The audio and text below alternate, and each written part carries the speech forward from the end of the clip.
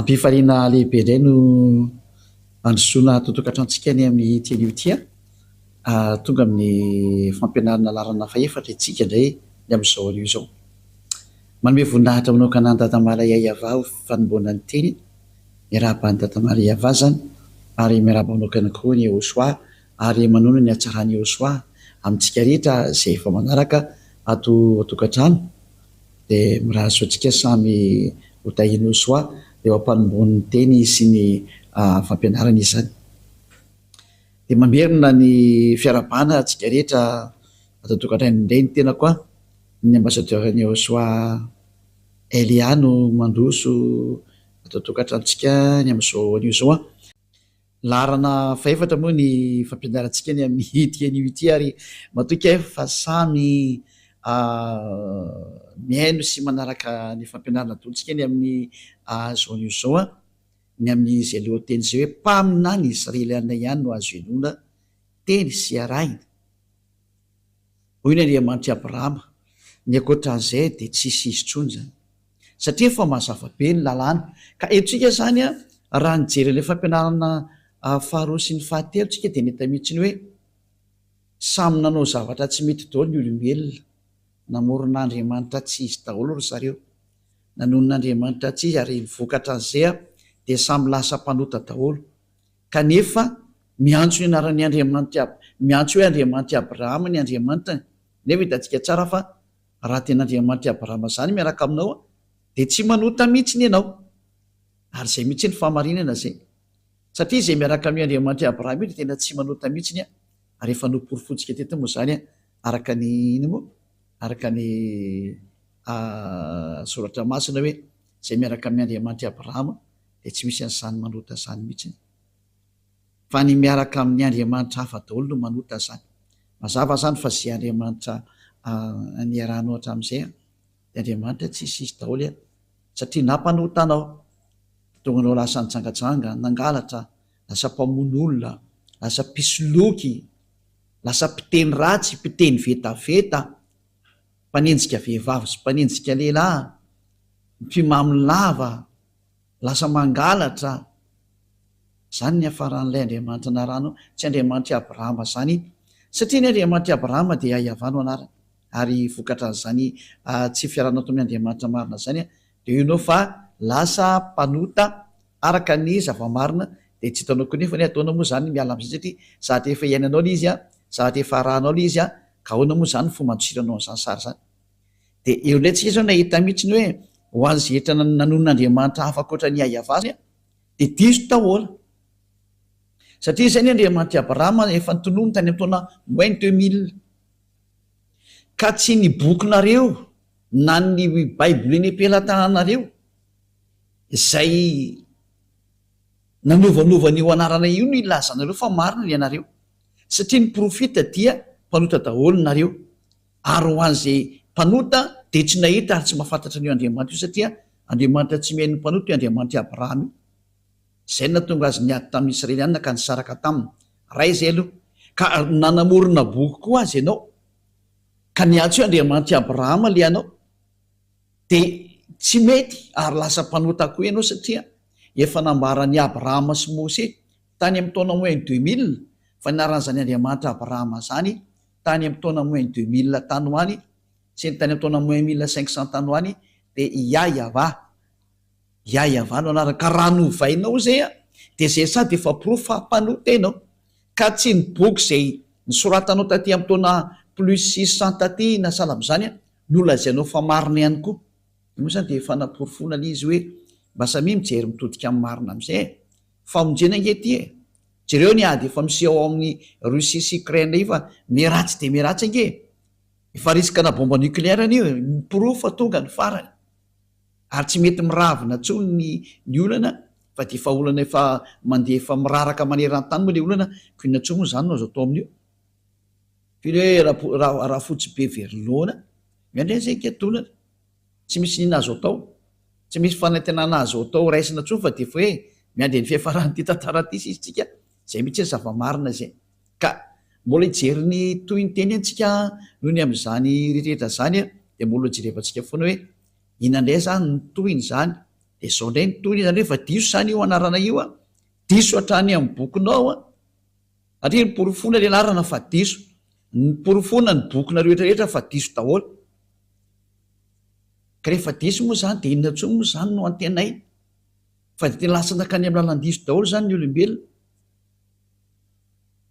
tsy olo tsy ilay Andriamanitra Abrahama no tompo inao fa zavatra hafa mihitsy de ijerinay tsika ny mikasika ny amin'le hoe iza ny mpamina ny tokony hoarahana amin'izao andro farana zao de aleo tsika hijery ny lalàna indray fa ny didy folo sy lalàna Mose nefany a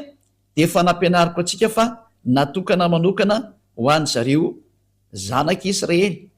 ka raha voalalàna mivoaka avy ao anatin'ny tenin'ny Mose zany a de natokana ho an'ny zanak'Israely zany teny zany tsy natokana ho an'ny efa firenena mihitsy fa natokana ho an'ny zanak'Israely loha raha vakentsika no ny teny a satria maky didy indray tsika mantsy fa ny didy folo sy lalàna Mose a raha vao misy teny mivoaka avy eo amin'ny tenin'ny Mose zany de natokana ho an'ny zanak'Israely io loha raha jevantsika no ny teny Deutéronome 18:15 mikasika ny amin'ny mpaminany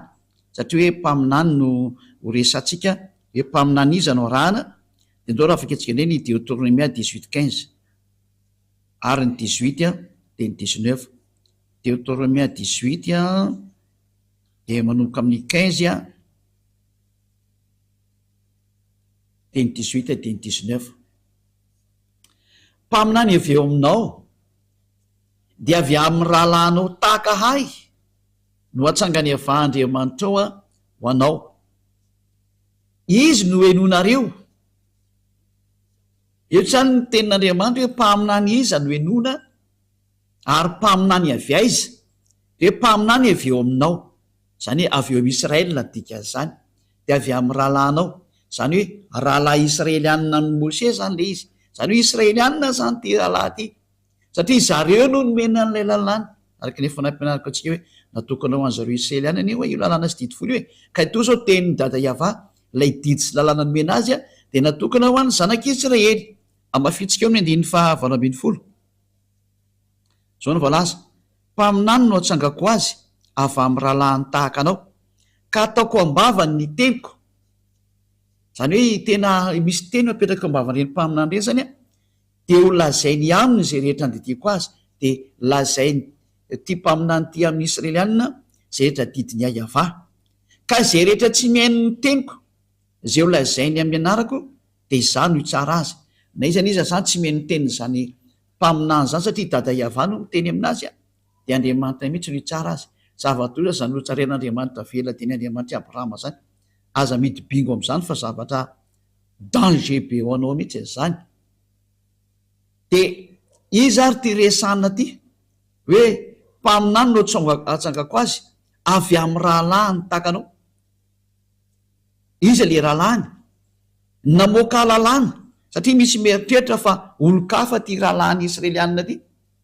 de namoaka didy ny Andriamanitra Abrahama fa ity lalàna nomen'Andriamanitra ty a de natokana ho any zanak'Israely rery ihany tsy nomena ny hafa firenena mihitsy ny io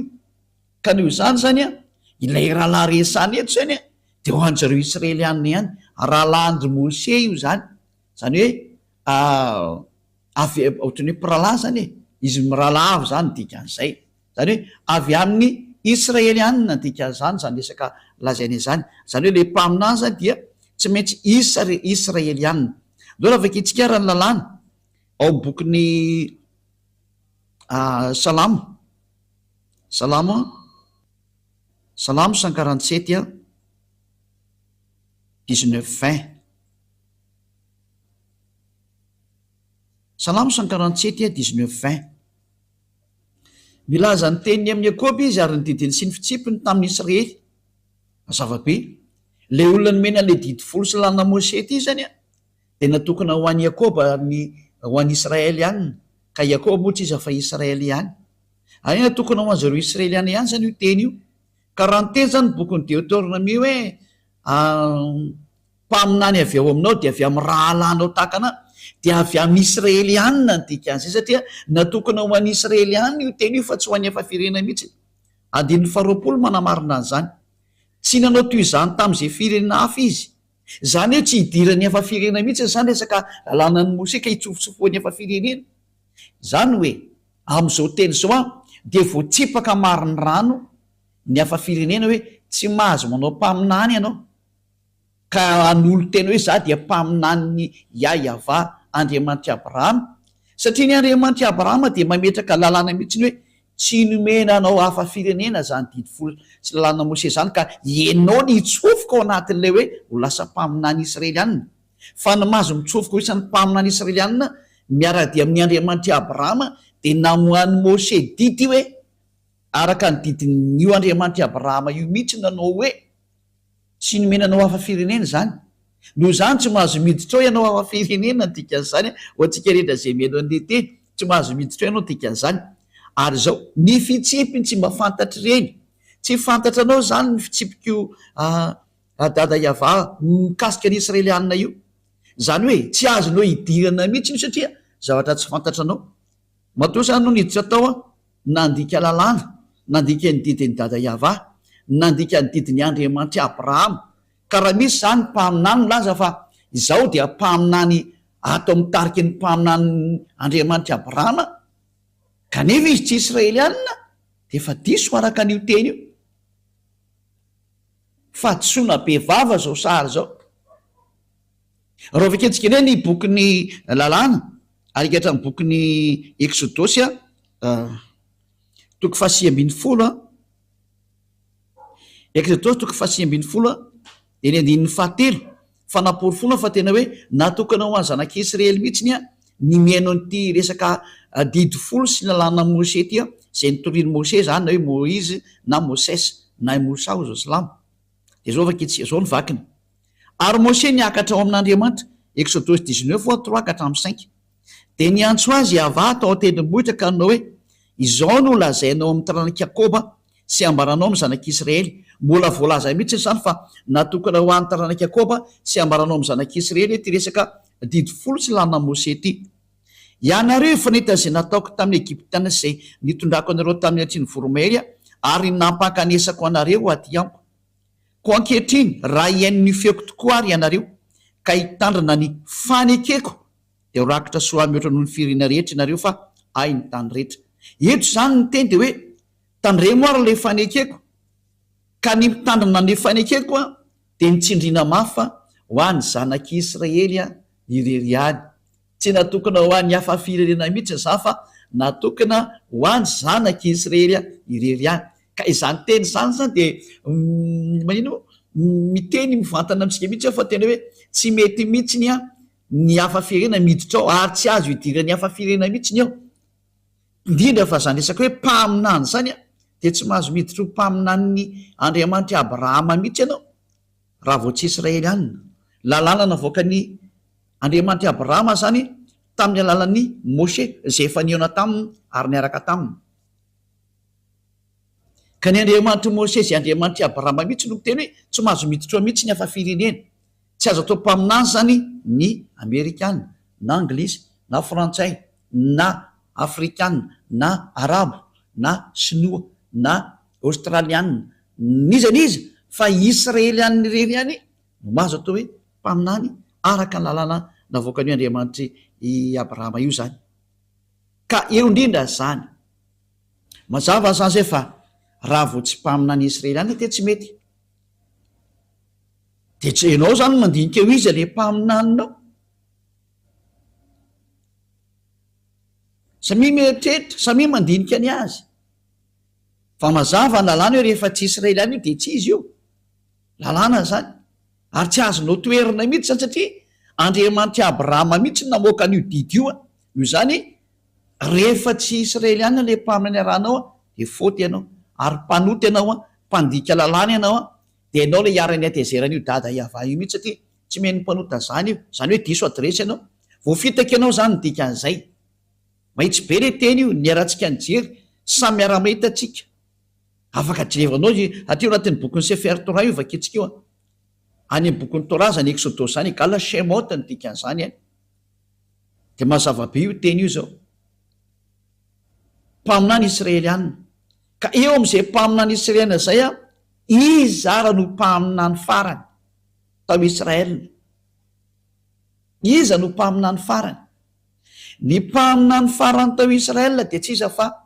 Yahoshua. Io lay tena mpaminany farany Yahoshua no anarany, ary voaporofo mihitsy zay teny zay araka ny boky tany Israel, ny boky tany Israel mihitsy nanamarina fa tena mpaminany zany Yahoshua zany. Io lay nivainy zareo anarana hoe Jesosy na Jesoa,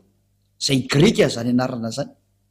ary navainy zay zao le ho an'lay miantso an'izany Jesosy zany. Ho an'ny Silamo ndray misy de miantso hoe Isa, fa tsy Isa zany anarany fa Yahoshua. Reny le fandikana teny diso daholo reny, de samy nanovanova daholo mihitsy ny olombelona, fa ny mpaminany farany ny anarany de antsoina hoe Yahoshua. Ary zay miaraka amin'ny mpaminany farany io dia tsy manota intsony, satria io mpaminany farany io no nomeny io Andriamanitra Abrahama io ny lalàna sy ny didy. Andao ro jerevantsika araka ny tantara tao Israel, fa tena mpaminany zany, ka zareo Israeliana no mamaritra ny mpaminany eo aminazy sy ny tsy mpaminany eo aminazy, fa tsy ny mpitondra fivavahana akoriny, fa ny vahoaka no mahafantatra hoe mpaminany io na tsy mpaminany. Ka raha vao mpaminany olona anankiray kosa ny vahoaka de tsisy mahazo mikitika an'izy satria izy no mitondra teny. Ka mazava ho azy moa ny zavatra nataon'izany Yahoshua zany tao Israel, tena fanehoana ny hery sy ny fahefana, de izy ny mpaminany farany araka ny voalaza ny boky tany Israel ndreny jerevantsika. Ary nisy nanohatra an'ireo boky reo de reo no jerevantsika hoe mpaminany ve izy. Izy moa tsy milaza fa mpaminany tokoa izy, de ny olona tsy mahay ny tantarany Israeliana no tena tsy mpaminany. Ary mbola hitantsika ihany zany amin'ny tenin'ireo any Israel, de zay niaraka tamin'ireo mpaminany reo de lay mpaminany antsoina hoe Yahoshua. Nanana mpianatra izy, ary tao amin'ny tantarany mpianatra no nahitana zany histoira zany hoe mpaminany io Yahoshua io. Ary io no henonareo, ary ny hainao azy tokoa ny vahoaka Israeliana, ny hain'ny fampianarana zany Yahoshua zany ny vahoaka Israeliana. Ary amin'ny manarivorivo mihitsy nanaraka anazy teny an-dalana teny, saingy ny alina moa le mpitondra fivavahana jiosy de ny vonoany, ny jiosy natao Israeliana de ny vonoany. Ka ho jerevantsika ao anatin'ny soratra masina jiosy, satria ao amin'ny jiosy ihany tsika maka an'le tantara zany. De ao amin'ny soratra masina jiosy ndray misy le teo testamenta vaovao ka mitantara n'ity Yahoshua ty zay testamenta vaovao zay. De ny testamenta vaovao mihitsy ny anaran'lay mitondra anazy de atao hoe Yahoshua. De ao anatin'io boky io no ahitana ny tantaran'lay mpaminany farany atao hoe Yahoshua. De ho jerevantsika izay tantara zay fa voalaza atao anatin'io boky io mihitsy fa tena mpaminany hoy ny vahoaka Israeliana. Ny vahoaka Israeliana mihitsy no miteny fa mpaminany izy, ary be de be mihitsy nanaraka anazy satria tao no nositrany, mahiratra ny jamo, misy maty natsangany, ny kilemaina natsangany, ny marena nataony eno, ny mona nataony teny, be de be zany ny marary nositrany, ny misy devoly navoaka ny daoly ary lasa sitrana daoly. De zany tantara zany voarakitra ohatrany boky ny jiosy zay mirakitra ny tantarany mpaminany. Andao afaka itsika mikasika amin'izay hoe mpaminany marina ve ity atao Yahoshua ty araka ny boky ny jiosy ihany. Andao jerevantsika zay sary zay. Oharantsika kely ny teny araka ny somary morejereketsika toko sy ndininy aloha. Ho jerevantsika ao amin'ny iza moa zany Matthieu 21:11, Matthieu 21:11 de ny 46. Jerevantsika vetivety kely ao tsika tokantrano. Matthieu 21:11 to zany bokyny jiosy, bokyny jiosy to ndraisantsika tony zany. Alovaka itsika amin'noko amin'ny 10 de ny faraka ambin'ny 10. Ary no tafiditra tany Jerosalema izy. Matthieu 21:10 de ny 11. De niorakoraka ny tanàna rehetra ka nanao hoe iza moa izao. Ary ny vahoaka nilaza hoe izao no Yahoshua mpaminany zay avy any Nazareta any Galily. Zay mazava zany fa tena ity Yahoshua ty ozy ny vahoaka dia mpaminany, ary vahoaka Israeliana io niorakoraka be io. Voaporofo zany eto fa tena mpaminany Yahosoa. Izany hoe ny mpaminany Israelianina farany enoana ary tokony ho arana zany mazava ho azy de ty Yahosoa ty satria io ny farany io. Zay ny voalazany soratra masina Jiosy.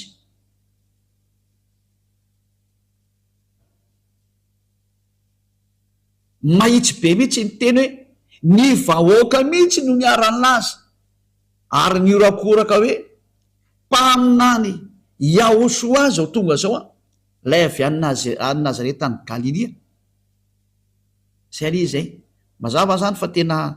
mpaminany Yahosoa araka an'izao teny voalaza amitsika zao neny manaraka Matthieu 21:46 ndray hoe tsy sambotra ny Yahosoa ny mpitondra fivavahana Jiosy satria ny vahoaka laza fa mpaminany izy ka so matiny vahoaka indray ianao tsy azoko tena mantsy ny mpaminany ao amin'ny 9:70.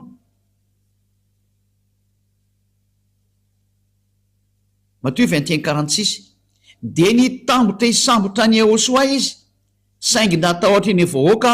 satria nataony vahoaka ho mpaminany Yahosoa. Yahosoa mihitsy zany le mpaminany. Zay zava-marina zany sao tena mpaminany mihitsy ny Yahosoa. Ny vahoaka mihitsy no laza fa mpaminany izy.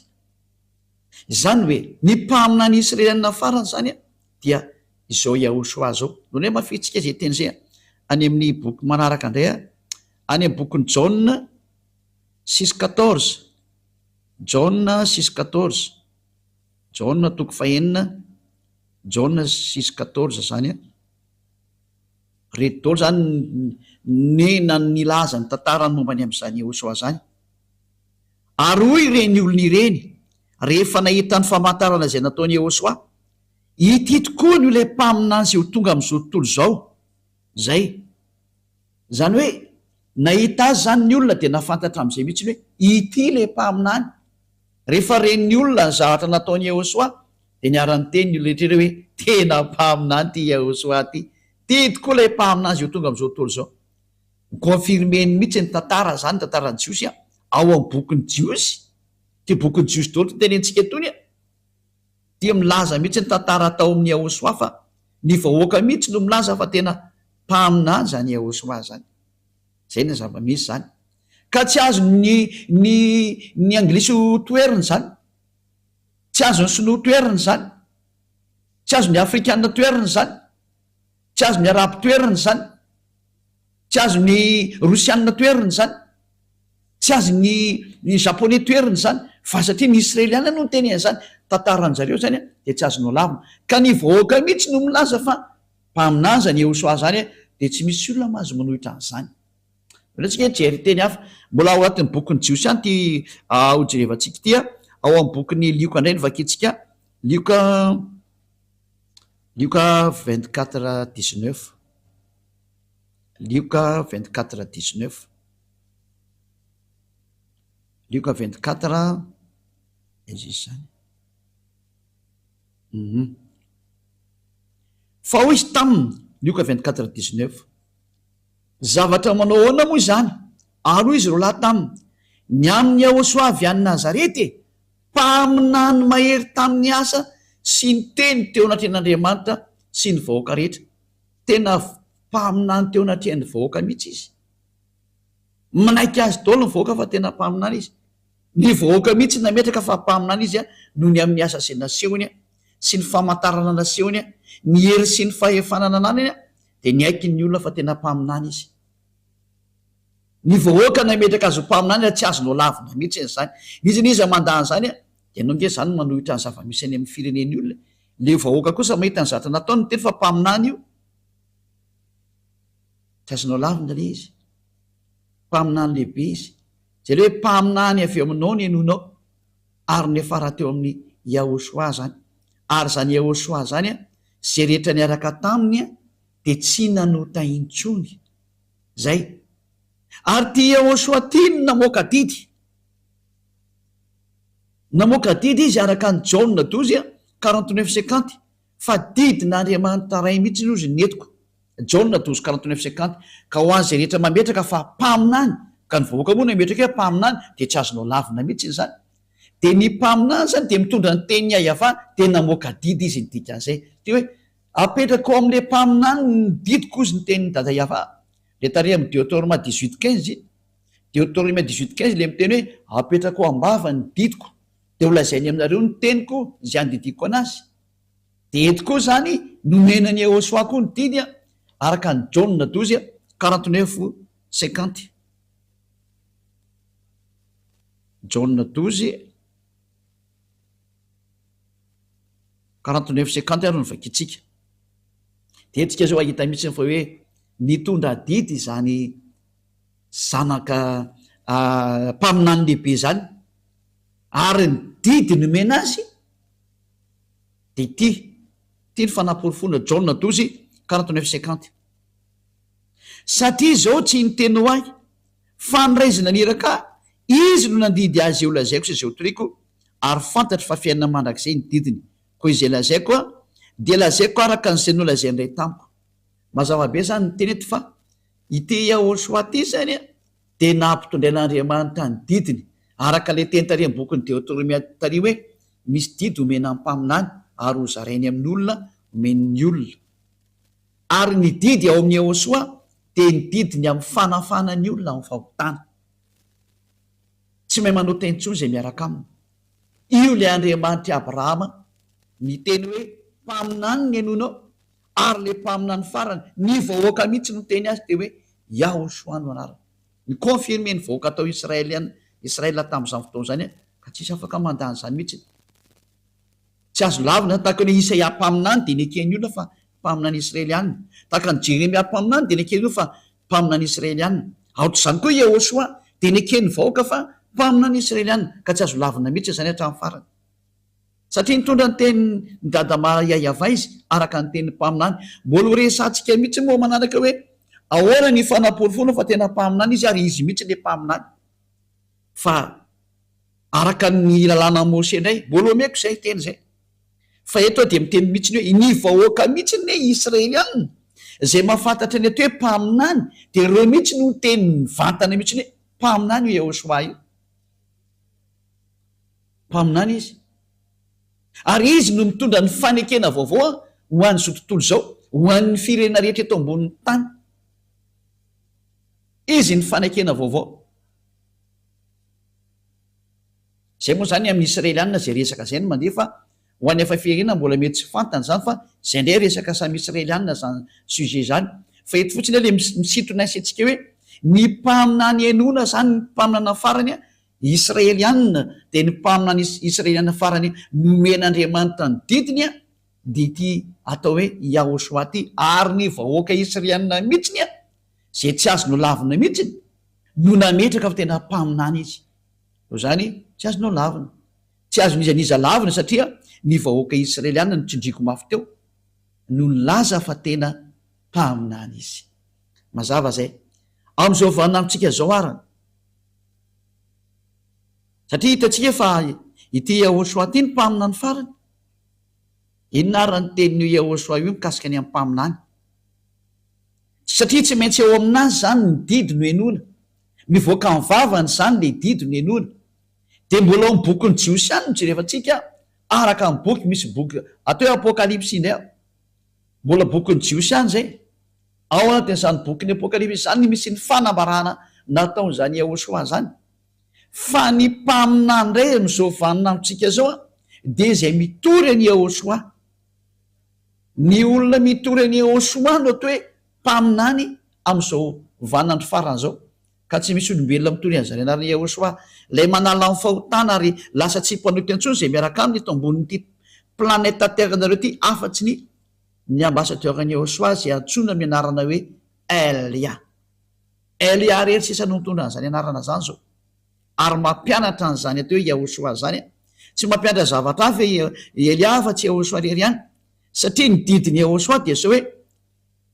araka ny didin'io Andriamanitra Abrahama io taminazy Andriamanitra Abrahama no teny taminy hoe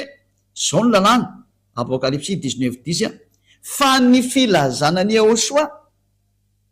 ao am'izay milaza ny Jehosoa zay ao indray ny fanany faminaniana no mandeha didy vaovaonay zany hoe maninona ny lasa ohatran'izany satria hitodika ho any amin'ny jentilisa indray Andriamanitra de Andriamanitra Abrahama io todika ho any amin'ny jentilisa izy a de lozika be zay mitory any Jehosoa indray makany amin'ny jentilisa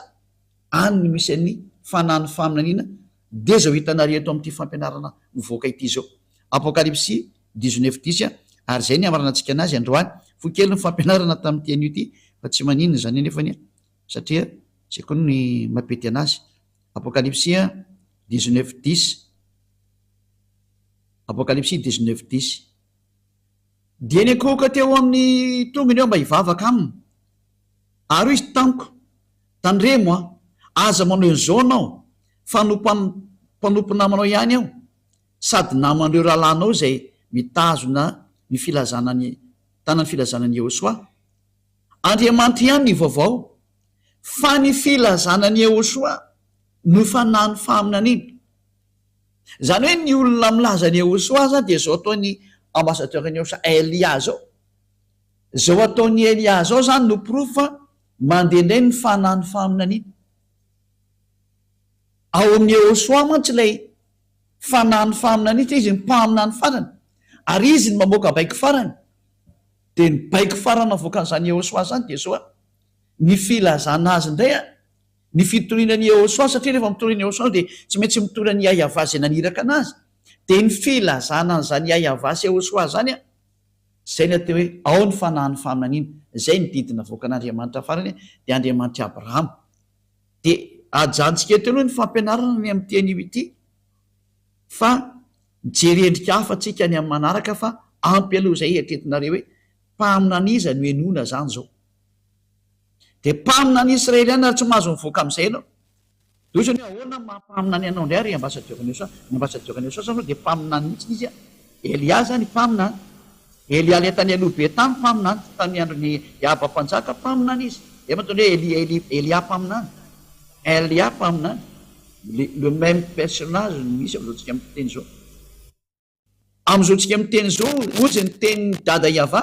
nampitondrainany Jehosoa mpaminany de hoe zay mitory any Jehosoa satria rehefa mitory any Jehosoa de automatika mitory any dada maly Yahva Andriamanitra Abrahama de ao indray ny fanany faminaniana ao ny fanany faminaniana zay no mahatonga hoe zay olona miaraka amin'ny Jehosoa eo eto ambonyity tany ity reo ihany tsisa no afaka amin'ny fahotana zay ny atao hoe zavatra sarobidy indrindra nomeny dada Yahva tany alalany ilay mpaminany farany horesantsika amin'izay ny tontolo ny mpaminany farany io Jehosoa ary manaraka an'izay koa mikasika ny hoe Elia moa zany efa mazava aminareo io satria ny mampaminany any Elia de noho ny amin'ny Jehosoa nefa nyzany Jehosoa zany lay ny teny hoe aza manota intsony tahaka ny ataony dada Yahva hoe za tsy tia mpanota ity mpaminany farany Jehosoa ty koa ny teny hoe aza manota intsony de tahaka ny Elia koa ny teny hoe aza manota intsony ary zay miaraka amin'ny Elia hatrany de tsy mahay manota intsony satria izay le fahefana ao amin'ny Jehosoa malala ho azy ny voninahitra manakseho nazy mianaka de dada Yahva satria moa tena akaiky ty mpaminany rany hiraka ho resantsika ny momba anazy fa tena mpaminany mihitsiny izy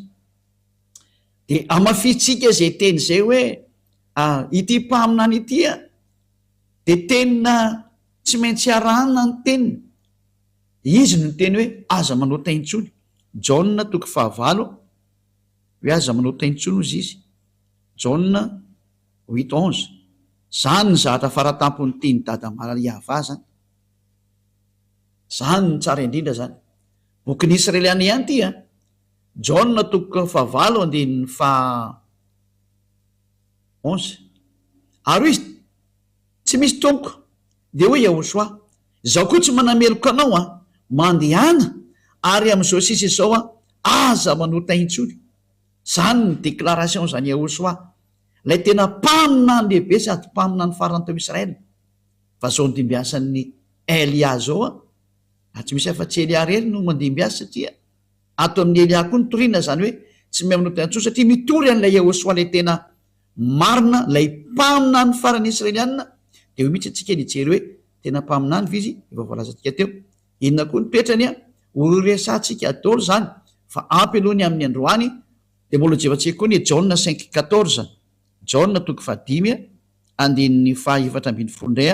mbola niresaka tamin'ity lehilahy ty indray izy de hoy izy taminy hoe tandremo aza manao teny tsoniko ianao Jaona 5:14 rehefa afaka zany no hoe tena mpaminan'Andriamanitra azy tsy tia fahotana de Andriamanitra Abrahama Elohei-ny Israely zany dikan'izany Andriamanitra zany Elohei-ny Abrahama zany rehefa afaka zany de hitany ahoso ato kianjany tempoly raha lehilahy ka hoy izy taminy indro efa sitrany ianao aza manao taintsony fandrao anjoanao zay ratsy noho teo ity mpaminany Israeliana farany ty zany tena mitovy toetra mihitsy am'ilay naniraka azy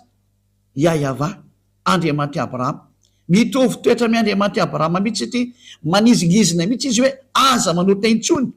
de mifanaraka amin'ny teny dada Yahva hoe Isaia 59 1-2 mifanaraka tsara mihitsy ny teniny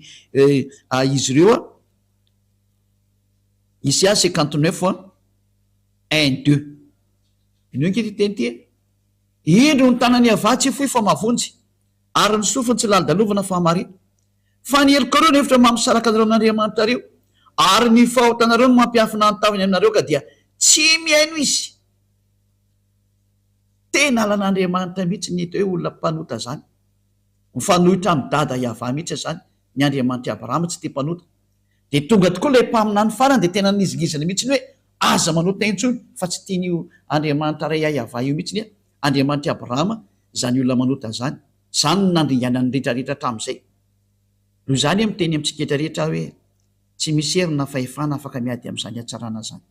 tonga aminareo le teny le mpaminany farany andao hitodika any amin'ny amin'izay tsy izy akory ny teniny fa teny le naniraka anazy ihany le Andriamanitra Abrahama lay Andriamanitra Abrahama ihany no maniraka ny mpaminany farany io ary natonga anazy ny teny mihitsy ny hoe tsy manao tentsony zay miaraka amiko satria zay ny tena tiany io dada Yahva tongavan'io le Andriamanitra Abrahama satria mankala mpanota io Andriamanitra Abrahama io ary ny mpaminanina seniny nona de mpaminany Israeliany irery ihany tsy mahazo maka mpaminany hafa koatran'izay no fa raha vao niovy mpaminany Israeliany io de efa tsy izy ianao zay ny dikazay efa diso daholo zay nataonao ary rehefa miaraka ny zavatra diso moa anao de mazava azy fa diso anao hatramin'ny farany tsy miaraka amin'ny Andriamanitra Abrahama io zany ianao zany hoe tena diso adresy tanteraka ka izany moa ny antony any amonjenantsika etra zay mandray aminy zao tsika miteny zao hoe andao hiverina amin'ny Andriamanitra Abrahama am'izay sokatra anao ngeny tanana zao te hamonjy anao izy satria raha vao mpanota anao izy Andriamanitra Abrahama io za tsy miheno mpanota ary zay nijerevantsika inona daholo ary ny teny le mpaminany farany ohatra mahazo manambady be dehibe ve ny lehilahy ny mpaminany farany io teny hoe tsy mahazo manambady be dehibe ny lehilahy interdit zany ato amin'ity famarinana fototra ty ny Andriamanitra Abrahama tsy tia zany lehilahy manambady be dehibe zany tsy tia mampirafy tsy ekely zany nambarany mpaminany farany daholo zany zay natonga nanteny hoe mpaminany Israeliana ary ny vahoaka no nametraka nyty Ahosoaty io mpaminany fa ny jiosy no nankala anazy de namono anazy vonono zareo daholo moa zay mpaminany rehetrarehetra ny teny izy vonono ireo mpitondra fivavahana jiosy ireo raha tsy saina be le mpitondra fivavahana jiosy zay le izy fa de mirary soatsika etra samy hotahiny ao soa ary rehefa resy laty ianao de manatona ny Elia fa Elia teny amonjy anao Elia tena navitra anao Elia tena zay rehetra fomba fana manavitra anao de ho atao daholo satria manavitra zao satria ho avy ny fandringanana an'ity taninareo ty zareo tsara ny histoire mahazo an'io Rosia sy Ukraine moa tsy ny mahazo any Rosia moa fa mahazo ny Ukraine fa tsy misy miady amin'ny Rosia zany Elia no nampianatra an'izany ary hitantsika eo ny toy ary efa hitanao fa zaratsy rehefa te hitaloza de mety iva amin'ny Rosia io hitantsika eo ny toy eny fa mantanomeko anareo zay tsy misy miady amin'ny Rosia zany le hitambatra daholo azo tontolo zao tsisy maresy an'io zany reo natao hoe firenena mody maty fa teny ny mpaminany Elia zany fanamafisana zay efa voalaza tany aloha tany ary tsy indrina mafy mihitsy ny hoe tsisy miova ny teniny dada malalanay Yahva manaraka ny teniny daholo zao tontolo zao adalany Ukrainiana zay te hiady fotsiny amin'ny Rosia io fa ratsy zao tao io mbola resantsika eto daholo zany raha misy ny fotoana ny oriana fa zao anao mbola fampianarana mitondra anao miditra hoe andao any amin'ny Andriamanitra Abrahama Yahva ary manarano le mpamina ny faran'izay ny rany Yahosoa no anarana. Inona daholo ara ny qualité na ny zavatsoa ao amin'ity Yahosoa ty a, zay no jerevantsika ny amin'ny fampianarantsika manaraka fa tena tsara izy na dia anao maheno hoe tsy manota intsony zay miaraka aminy, tsy zatra mahafinaritra ve zany aminao? Inona ny teny io Andriamanitra io raha tsy i Andriamanitra Abraham io no teny tsy tia mpanota izy, jereo nanaovan'ny Israelianina tena nipoteny ary teo amin'izay no nanaratra daholo ny olona namoron'Andriamanitra, namorona boky dia nanonon'Andriamanitra hafa, nanao boky hafa daholo, zavatra hafa daholo no soratan'ny olona. Indrisy mampaneno zany sary zany, tonga Elia merina zao tontolo zao, iverina amin'io Yahava io, dia teny ianao reny zany merina zao tontolo zao, dao anampy anahy ampio fotsiny ary rehefa fantatra fa marina ny teny daontsika hiaraka, manohy ianao ny dikan'izay. Raha tianao zany no afaka ny fahotana zany hoe ary tena mba tianao zany Andriamanitra Abrahama zany a, aza manakana ny tenanao andeha ao anatin'ny marina, aleo ny tenanao andeha ao anatin'ny marina amin'izay, ampio ny lalana ny marina, fa sambatra zany aty hoe afaka ny fahotana zany, zany ny zavatra mahafinaritra sy mahasambatra be zany hoe afaka ny fahotana zany ve tsy mba irinao, zavatra tokony irinana e zany, ka tsy mahafay anao hoe mahita ny olona mivena amin'ny Andriamanitra marina, fa voafitaka daholo izy zao tontolo zao e, potika mihitsy zao tontolo zao, tena ny potehiny devoly zao tontolo zao, fotoana ny fiverenana zao a, andeontsika iverinao amin'ny marina. Voapirofo ny Andriamanitra Abrahama iza izy a, voapirofo ny toetrana fa tsy tia fahotana izy a, zay nanapotehany Israelianina, ary mpaminany rehetra dia niteny daholo hoe tsy tia fahotana izy. Ina mpaminany farany nambara araka lalàna Mose, Mose zay miaraka amin'ny Andriamanitra Abrahama ihany Yahava no anarany. Anjarantsika amin'izay miverina mitodika ao amin'ny Andriamanitra marina, Yahava no anarany. Ary rehefa resy lahatra ho ianao a manatona ny Elia ary andao atao batisa, fa tsy maintsy atao batisa vao mety io,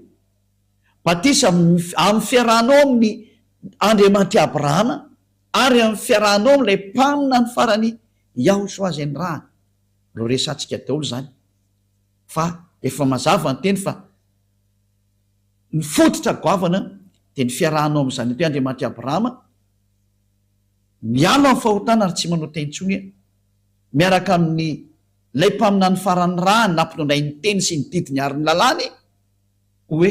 aza manota intsony fa tsy mety. Ary ty mpamina ny farany ty mihitsy no teny hoe io Andriamanitra Yahava io dia parfait izy io, io zany hoe tsy maintsy parfait zay teraka aminy, ka ao amin'ny ty Yahosoa ty rehefa tonga ao amin'ny mpamina ny farany io ny olona vao tena lasa parfait mihitsy zay. Ianao efa kitsikety koa zay teny zay hoe tena lasa parfait ve ny olona ao aminazy, teny zay mihitsy izy a. Araka amin'ny boky Matthieu 5:48, Matthieu 5:48 a,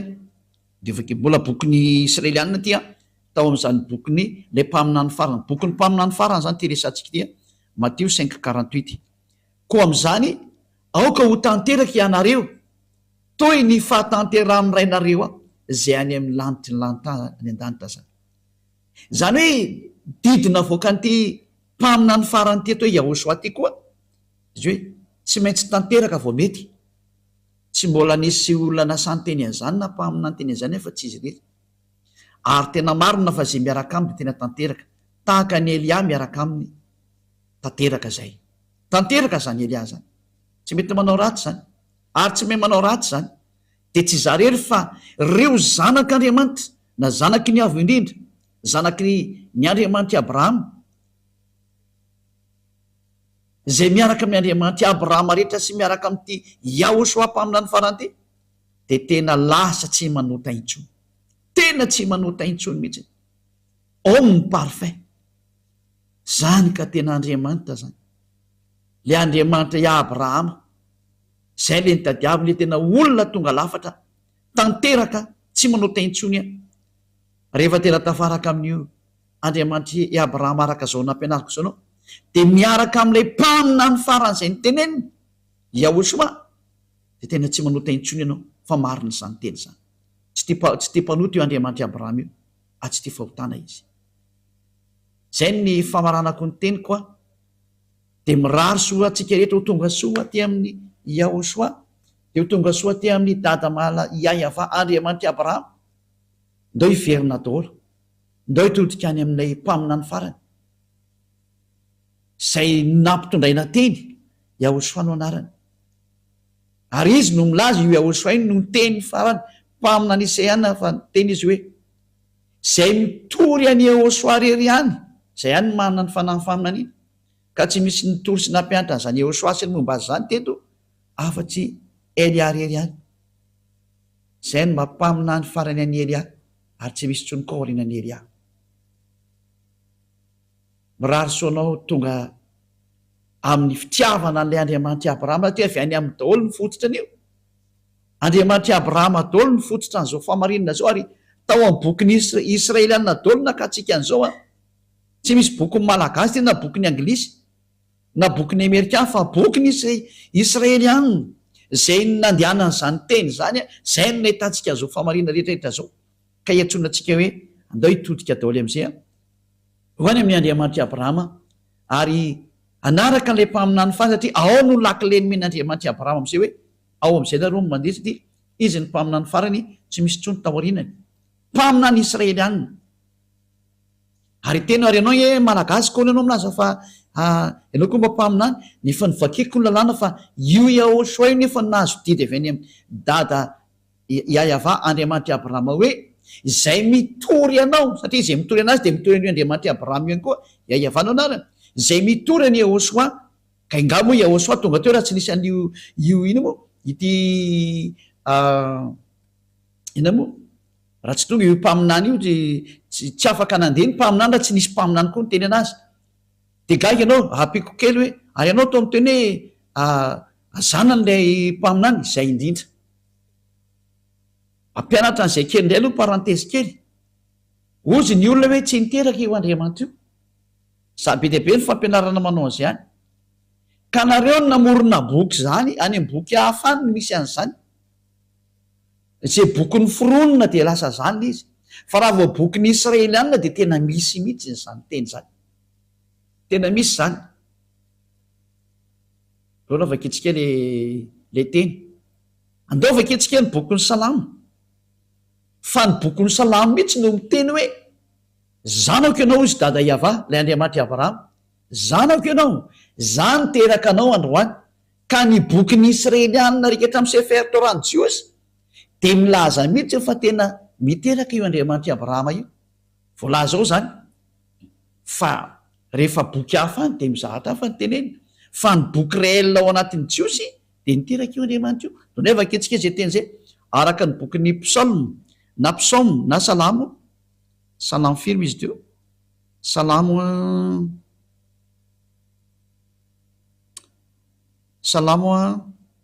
2:7, salamo 2:7, salamo 2:7. Ilaza zava-boatendry aho, Yahava ny laza tamiko hoe zanako ianao, izao niteraka anao androany. Ka tena miteraka mihitsy ny io Yahava io araka ny soratra io ao anatin'ny boky ny Jiosy zany. Ka raha ianao raha mamaly tsisy an'izany, ka izay ilay hoe ianao no te hipetraka any amin'ny zay nisy ianao any, fa raha mipetraka aty amin'ny Sefer Torah ny Jiosy ianao de voalaza mazava ao zany, tsy azo milavina fa ny boky ny Jiosy ao amin'ny Sefer Torah ny Jiosy de milaza mihitsy fa niteraka io Andriamanitra io. Fizinay tsy miteraka ohatra ny vehivavy miteraka, zay moa koa madiso ny olona anay zay, fa niteraka araka ny teny. Raha niteraka zany izy an'ity Yahosoa ty de naterany tamin'ny teny. Ka raha Yahosoa ny resana zany de io mihitsy ilay naterana io. Ary zay no mahatonga antsika hijery an'izay hoe tena zanany mihitsy io. Donay antsika bojery boky Salamo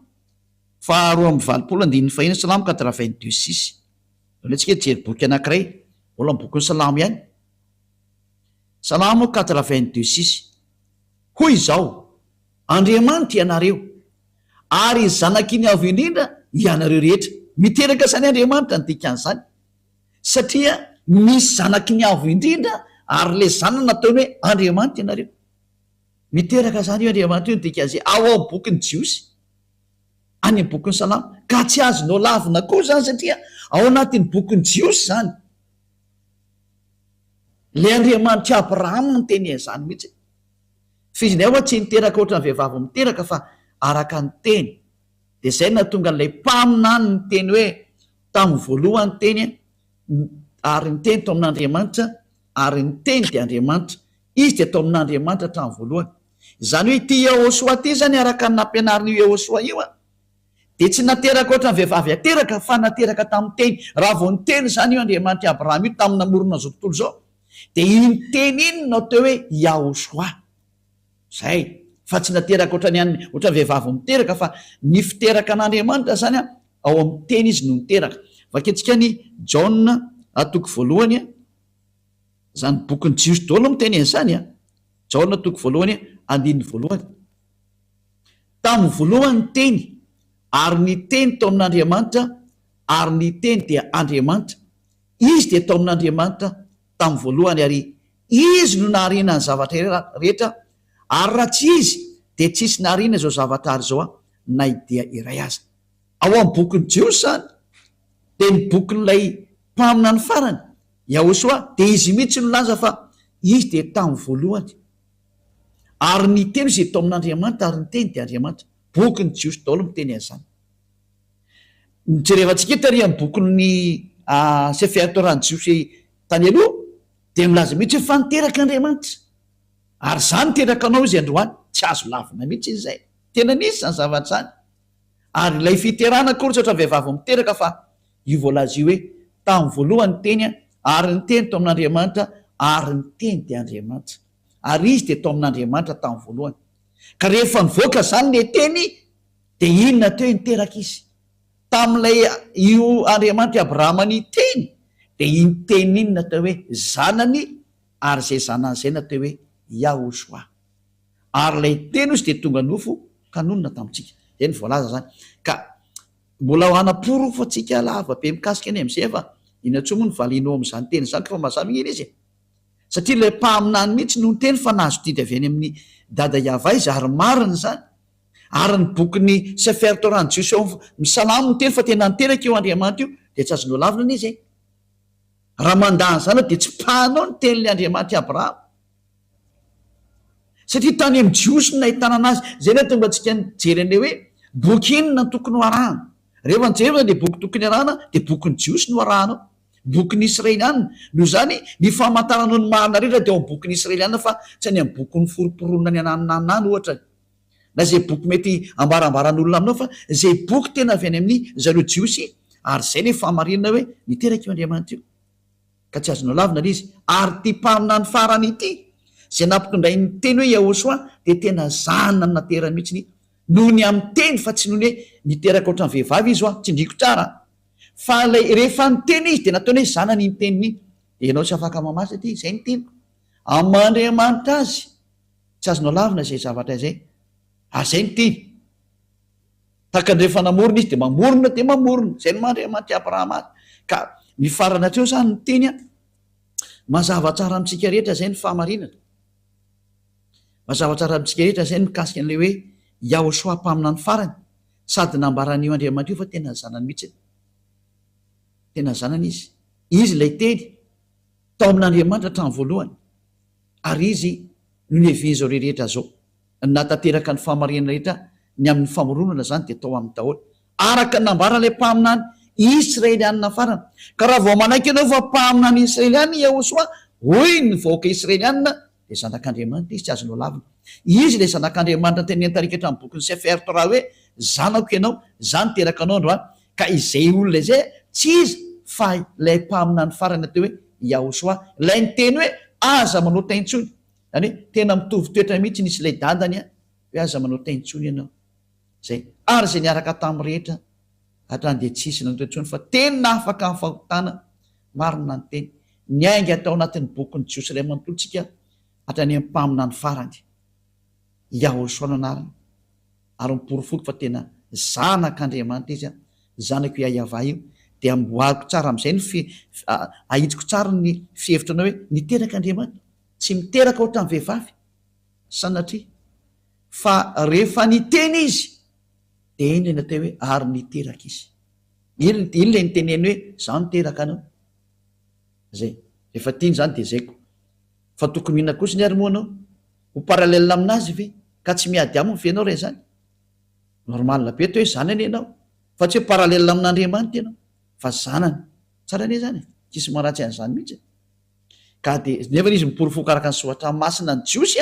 ary zay ninao azanitra de afaka fahotana zay de zay ny antony averiko tsara tsy dikony mandeha hoe natonga atsika hoe boky inona ny tokony ho arahana raha ijerin'ny marina anao mikasika amin'ny andriamanitra abrahama eo ary tena ho tafaraka aminy de nomeko hoe arao ny bokyny jiosy sefer torany jiosy tao amin'ny sefer torany jiosy nisy teny hoe de nanteraka eo andriamanitra io ka raha boky hafa anao raha anao de tsisy an'izany fa ny contraire an'izany misy any ko micontrariziko fa raha tena bokyny jiosy ny jirefa anao de niteraka izy meko anao teo ny teny mikasika ny am'zay de zay ny fiarantsika ndray tam'izao misy io mirary so tsika rehetra samytainao soa ary rehefa resy latinao de manatona ny eliany dao nao batisa fa fotoanany batisa zao afaka miantso anao amin'ny telefona tsova za tomko tena atao batisa na anglisy anao na amerikana na sinoa na japonais na iny anao na iny anao afaka miantso ny elia daholo nareo hoe zay tomko de tena resy lata mangataka se mba atao batisa mba tonga avaty anao raha afaka makatimo anao any am 2026 fa misy batisa ty fa ny any amin'ny hafa firena afaka makany elia da tsika ny atao am'izay fa zay hoe fa mandeha io arakaraka rehefa misy de efa mandeha zay fa mandeha elia rehefa misy miantso de mandeha ka tena mitady an'andriamanitra marina anao ary maniry ho any amin'ny fiainana mandrakizay fa ho hita eo foana zany de miraha sotsika samytenao soa dao atsika ariva afaka sotra petsaka dada malala iaiavany am'izany teny rehetra zany fa tena fitiavany zany ary tena famonjena elia nampianatra ny olona ny amin'ny iverenana aminao ary tena nasiako teo maso izy rehetra ny famarihana fa tena marina ianao tsy misy andriamanitra afa-tsy ianao le andriamanitra abrahama iaiavanao anaranao tsy tia fahotany ianao halanao zany ary zany teny zany nampitondrainao le mpamina no farany iahosoanao anarana hoe aza manotaintsona ry aoko ho tanteraka ianareo zany ny tenyle mpamina ny farany sotra dadamala iavao taio araha zao teny rehetra zao mba hitondra soa am'izay tramiaina hitondra famonjena sy fanafotana am'izay mandeha hitany zay rehetra miainanao avody zay rehetra mbola tsy mahafantatra ny marina vonjeo zao tontolo zao vonjeo ny afafirena rehetra akoatra amin'ny malagasy avody zay rehetra maniry ny hoafitra afao zay teo afaka rehetrarehetra dada maria avao tonga ny andro famonjena ho an'izao tontolo zao aseho ny sandrinao mahery aoka tena andeha ny hery sy ny fahefanao ho voninahitry naranao masina dada maria ava voninahitrinao manakasay apeo elia amin'ny asa nampanaovinao azy aseho ny voninahitranao amin'ny anaranao dada maria ava no andefasana n'izany teny zany de ho any aminao zany teny zany de amin'ny alalan'ny ahosoa sotra dada maria ava alleluia amen de zay ny fiarahantsika ndray tamin'ny teny io tia nametraka ny veloma mandram-peona ho amin'ny manaraka indray veloma tomoko